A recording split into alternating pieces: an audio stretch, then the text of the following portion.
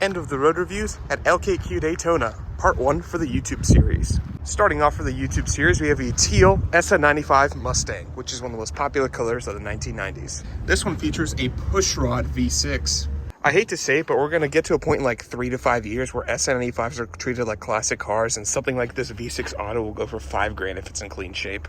Kind of like how Fox bodies are treated nowadays. There really isn't much to say about the 3rd generation Ford Explorer other than the fact that the 2002 XLS model, which is the base, was offered with a 5-speed manual transmission. Also, when's the last time you've seen a 3rd generation Ford Explorer with this plastic trim piece still in place? Mercury Milan.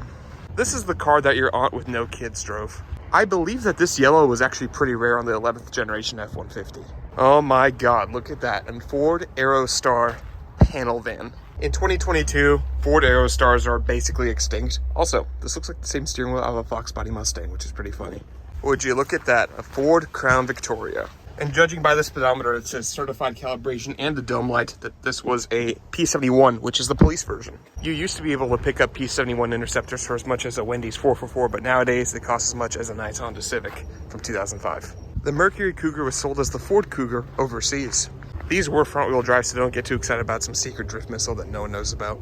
Right here, we have a Ford Mustang S197, and these suck to drive. One of my ex-girlfriends had one of these in V6 automatic form. Granted, it is the worst combo, but it drove like shit. I'm sure the V8 drives a little better, but still. This one does feature, though, a pretty rare red interior. Too bad it's all ragged out. In the US market, these Ford Transit Connects have a pretty interesting story on their production. The Ford Transit Connect was made overseas in like Turkey or somewhere, but they couldn't just import it the way it is because this is a commercial vehicle, and commercial vehicles in the US are subject to the chicken tax, which you can read about that online. But in order to get around that, Ford actually shipped these things with back seats, and then at the port they removed it, so then it was a passenger vehicle, so it wasn't actually subject to the chicken tax. In the late 2000s, Europe got the Ford Focus ST, the RS, a bunch of cool hatchback designs, the CC convertible, and we got this. Now, would you look at that, a 1st generation Explorer, and this one is the 2-door. 1st generation Ford Explorers are starting to get pretty rare. This one features a pretty weird, like, pop-out sunroof, push-button 4-wheel drive, ashtrays for the kids to smoke. This one was protected by the club. I think Firestone would like to have a word with you. Here we have an OBS Ford F-150 with the famous 4.9-liter, 300 cubic inch inline 6, which could run on, like, olive oil. Here we have a Ford Festiva, which is a crappy little economy car sold by Ford in the late 1980s. The only piece of standard equipment in a car like this would be like oxygen you could breathe. Now, would you look at that? An oil crisis era Ford Thunderbird. This thing is almost 50 years old, and look where it landed. The same fate as all the other cars here. Now, would you look at that? A Ford Excursion. Ford Excursion was bigger than the Ford Expedition, and I think it's one of the biggest SUVs ever made. This one was a top-of-the-line limited trim with power heated seats. There were 3 engine choices for the Excursion. The base 5.4-liter V8, which you don't want. The Triton V10, yes, V10, such as this one. Or a 7.3-liter turbo diesel V8. Actually, never mind, I'm wrong. Later V8 diesels were the 6.0 Power Stroke. I have never seen an F-Series from this generation as a crew cab. Looks pretty weird. Here we have your average marketplace $7,200 Nissan 350Z. These do not deserve all the hate they get. The VQ35DE was actually a pretty advanced engine for its time. You had 2 choices for transmission, either a 5-speed automatic like this, which you don't get, or a 6-speed manual. This is a little bit of a hidden gem, a Toyota Camry wagon. The Camry wagon had 2 rear wipers and a rear-facing 3rd row. Here we have 2 Mark 6 Jettas with the same unfortunate fate.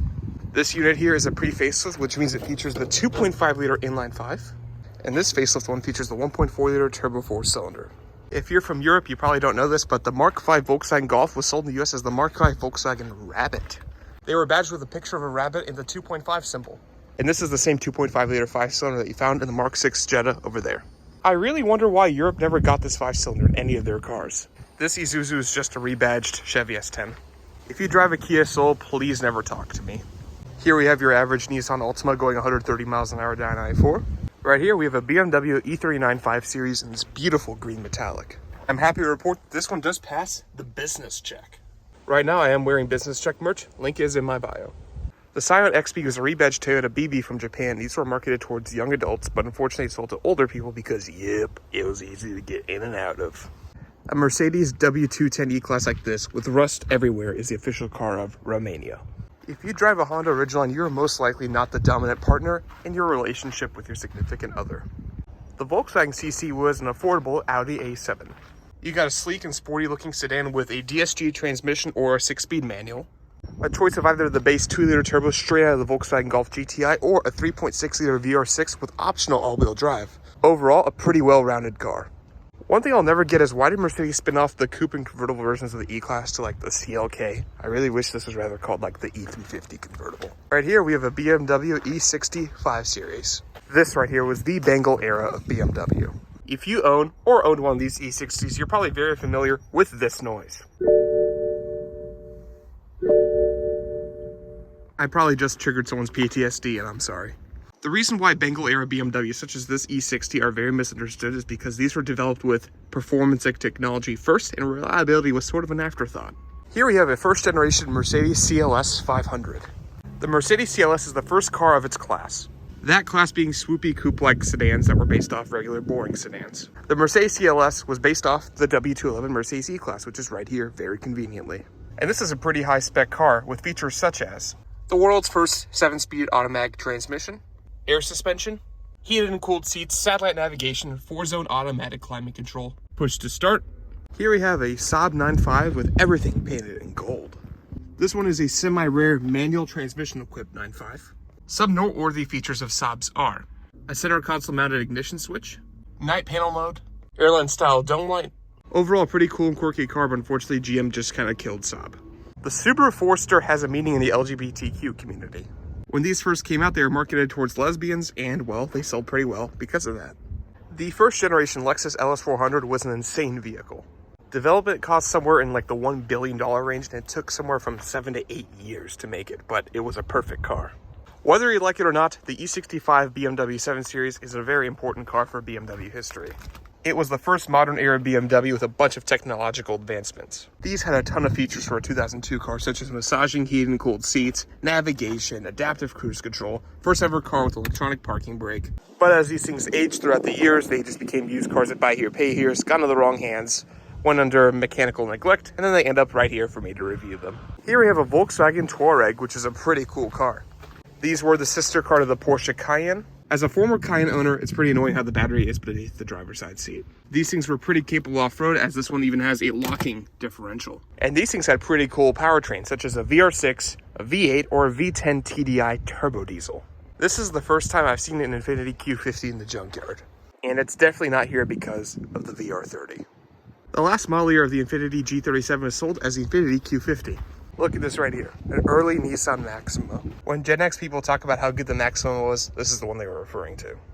At one point in the mid-2000s, the fastest car Toyota had in their whole lineup was the V6 version of this generation of RAV4, which I find pretty funny. If you haven't already, please subscribe. It really helps me out a lot, and I'm going to keep making good content for you guys.